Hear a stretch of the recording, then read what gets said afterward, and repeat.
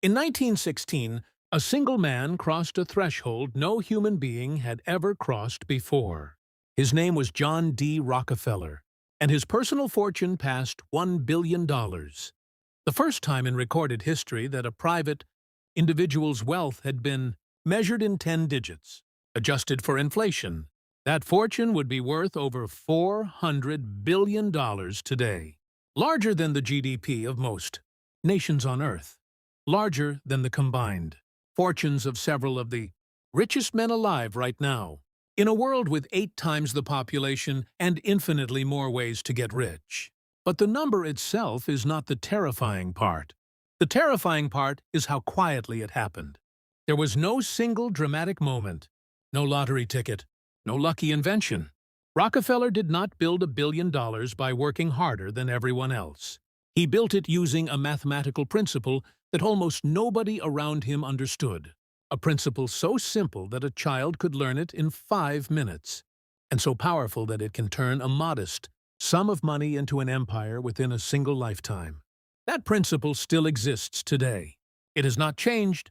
It is sitting inside every bank account, every business, every investment on the planet, waiting to be used or ignored. Most people ignore it. And that is exactly why most people never get close to what Rockefeller built.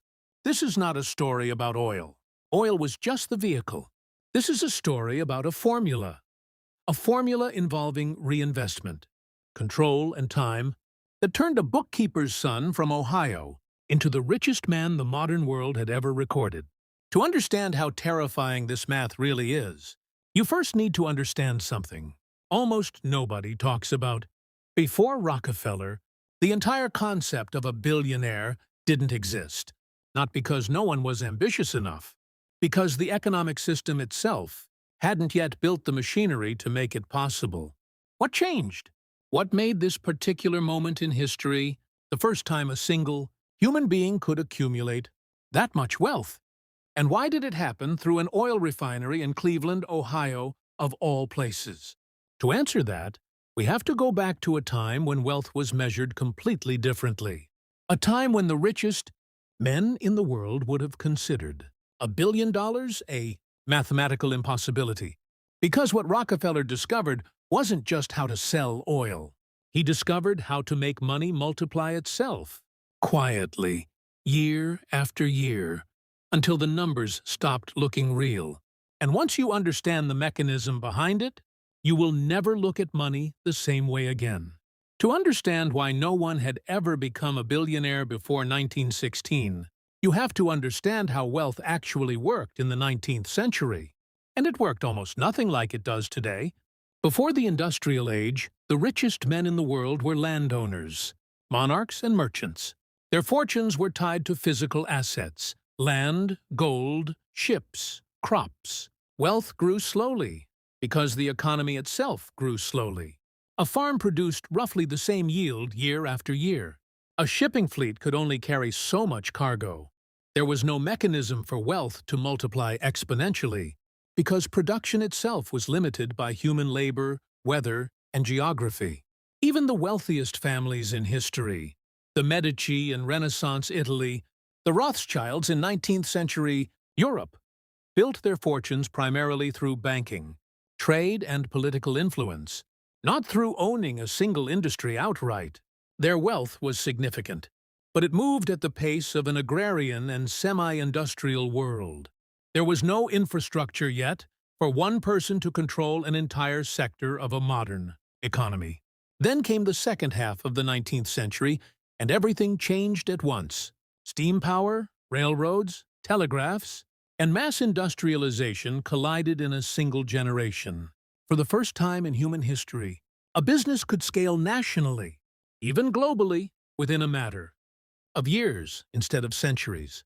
And crucially, a new commodity had just been discovered that the entire industrializing world was suddenly desperate for: oil. Not oil for cars. Cars didn't exist yet in any meaningful way. Oil for light.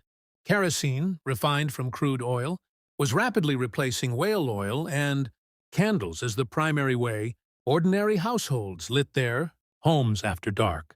Demand was universal, urgent, and growing every single year. This was the exact moment history handed someone an opportunity that had never existed before, an entire new industry, a booming national infrastructure to distribute it, and no dominant player yet controlling it. A 20-something bookkeeper from Cleveland saw this gap before almost anyone else. He didn't have the most capital. He didn't have the best connections. What he had was a level of obsessive, almost inhuman discipline around costs, efficiency, and control, and it was about to make him the most feared businessman in American history. What he built next didn't just make him rich. It rewrote the rules of how an entire industry could be owned by a single company, and it terrified the American government so badly that they eventually tried to tear it apart by law. Most people who know Rockefeller's name know exactly one fact about him. He made his fortune in oil. That fact is true and almost completely misleading. Rockefeller did not get rich because he discovered oil, or drilled the most wells, or found the biggest reserves. He barely touched the drilling side of the business at all. And for good reason. Drilling was volatile, unpredictable, and full of men who struck it rich one year and went bankrupt the next. Rockefeller looked at that chaos and made a decision that changed everything. He would not compete to find oil. He would control what happened to it after it came out of the ground. In 1870, he founded Standard Oil with a handful of partners and a single refinery in Cleveland. Within less than a decade, that company controlled around 90% of all oil refining in the United States.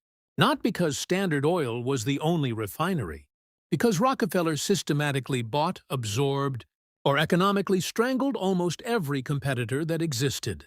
His primary weapon wasn't aggression, it was arithmetic. Rockefeller understood something his competitors didn't. In an industry with thin profit margins, the company that could shave fractions of a cent off its costs, through scale, efficiency, and vertical integration, would eventually be able to sell below the price its rivals needed just to survive. So Standard Oil bought its own barrel manufacturers, its own pipelines, its own railroad tank cars, its own warehouses, every layer of the supply chain that used to belong to a separate company, paying a separate profit margin, was absorbed into one machine. This is called vertical integration, and Rockefeller weaponized it more ruthlessly than anyone before him. The result was terrifying in its simplicity. Standard Oil could produce and ship oil cheaper than anyone else on Earth, which let it undercut every competitor's price, which forced those competitors to either sell out to Rockefeller or go bankrupt trying to compete. Most chose to sell. It wasn't really a choice at all.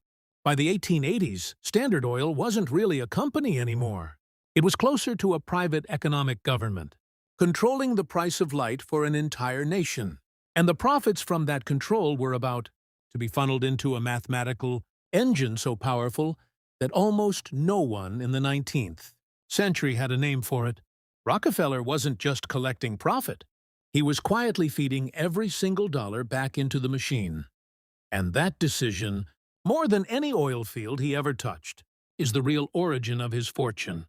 Here is the part almost no one teaches you in school, and it is the actual reason Rockefeller became history's first billionaire instead of just another wealthy industrialist. Standard Oil didn't just make money. It reinvested nearly all of it, year after year, back into acquiring more infrastructure, more refineries, more distribution. And each of those acquisitions increased profit margins further, which generated more capital, which funded the next round of acquisitions. This is compounding, and compounding does something to numbers that human intuition is genuinely bad at predicting. Here's the simplest way to see it. Imagine a company earning 10% profit annually and reinvesting all of it back into itself instead of spending it. In year one, $100 becomes $110. That looks unremarkable, but by year 20, that same $100 has grown to roughly $670 without a single external dollar ever being added. By year 30, it's over $1,700. The growth isn't linear, it's exponential, and exponential curves stayed deceptively flat for a long time before they suddenly explode upward. Standard Oil operated at a scale where this effect wasn't happening to $100. It was happening to millions, then tens of millions, compounding across an entire vertically integrated empire for over 3 decades. Rockefeller didn't need a genius insight every year. He needed one correct structural decision: total reinvestment, total control of costs, repeated relentlessly, and let mathematics do the rest. This is the part that terrifies most people once they actually understand it. The wealthiest people in history were rarely the smartest, or even the hardest working in any given single year. They were the ones who set up a compounding system early and then had the discipline to leave it alone long enough for exponential growth to take over. Most people never experience this, not because the math is a secret, but because almost no one has the patience to sit through the flat, boring early years where nothing looks like it's working. Rockefeller had that patience for over 3 decades, and by the time the rest of the country understood what he had built, it was already too large to stop through normal competition. So the government tried something else entirely. And the outcome of that attempt is one of the strangest ironies in the history of American capitalism. By the early 1900s, Standard Oil controlled such an overwhelming share of American oil that public and political pressure against it had become impossible to ignore. Journalists of the era, most famously Ida Tarbell, published detailed investigations exposing how Standard Oil had crushed competitors through pricing tactics and secret railroad rebates that gave it costs no rival could match. The public reaction was fury. The political reaction was federal action. In 1911, the United States Supreme Court ruled that Standard Oil was an illegal monopoly under the Sherman Antitrust Act and ordered it broken apart into 34 separate companies. On paper, this looked like the total defeat of Rockefeller's empire. The government, dismantling, piece by piece, the machine he had spent 40 years building. What actually happened? Next is one of the most counterintuitive events in financial history. Rockefeller retained large ownership stakes in every single one of those 34 spin-off companies, and freed from the antitrust pressure and public scrutiny that came from operating as one giant, threatening entity. Several of those companies were suddenly able to grow, innovate, and expand more aggressively on their own. Their combined stock value, within just a few years of the breakup, was significantly higher than Standard Oil's value had been as a single company. In other words, the government's attempt to destroy Rockefeller's fortune ended up making him richer. Some of those 34 companies became the corporate ancestors of Exxon, Mobil, Chevron, and Amoco, energy giants that, in various merged forms, still dominate global markets more than a century later. This is the part of the story that reveals something uncomfortable about how deeply embedded compounding wealth becomes once it reaches a certain scale. Even a direct legal assault from the most powerful government on Earth wasn't enough to stop it. It simply redistributed the compounding machine into more pieces, each one still owned, largely, by the same man. By the time Rockefeller passed $1 billion in personal wealth in 1916, the antitrust breakup was 5 years behind him. And it hadn't slowed him down. It had accelerated him. What Rockefeller had built wasn't just a company, it was a blueprint. And in the century that followed, some of the most famous businessmen in the world would study it, copy it, and reshape it into their own empires, often without ever saying his name out loud. Rockefeller's methods didn't end with him. They became a template, sometimes copied directly, sometimes rediscovered, independently by people who never studied him but stumbled onto the same underlying mathematics. Andrew Carnegie, Rockefeller's contemporary in the steel industry, used almost the identical playbook of vertical integration, owning the iron mines, the ships that transported the ore, the railroads that carried it, and the mills that turned it into steel. Like Rockefeller, Carnegie's fortune wasn't built on a single brilliant product. It was built on eliminating every layer of profit that used to belong to someone else, and folding it into one relentlessly compounding machine. Nearly a century later, Warren Buffett built Berkshire Hathaway on a mathematically similar principle. Even though his industry, insurance and long terms, investing, looked nothing like oil or steel, Buffett's core insight was that insurance premiums could be collected up front and invested for years before claims were paid out, creating what he called float, essentially a permanent, growing pool of capital he could reinvest, compounding year after year, in exactly the pattern Rockefeller had used decades earlier. Jeff Bezos followed a strikingly similar pattern with Amazon. For years, the company reinvested nearly all of its revenue back into infrastructure, warehouses, logistics, servers, instead of paying it out as profit, deliberately sacrificing short-term returns to build a compounding machine so dominant that few competitors could ever catch up once it reached scale. None of these men got rich primarily through a single flash of genius. They got rich by identifying a system that could compound relentlessly, and then having the discipline to reinvest instead of spend for years or decades, long after it stopped being exciting. This is the uncomfortable thread that connects a 19th-century oil refiner to some of the wealthiest people alive today. The specific industry never mattered nearly as much as the underlying structure, control, reinvestment, and time applied without interruption, long enough for exponential growth to take over. The blueprint has never been hidden. It has been sitting in plain sight for over a century, repeated by different men, in different industries, in different centuries. The real question is why so few people ever actually apply it. And the answer has less to do with money than most people expect. Here is the uncomfortable truth sitting underneath this entire story. Most people today are still operating on a completely different financial model than the one that built every dynastic fortune in modern history.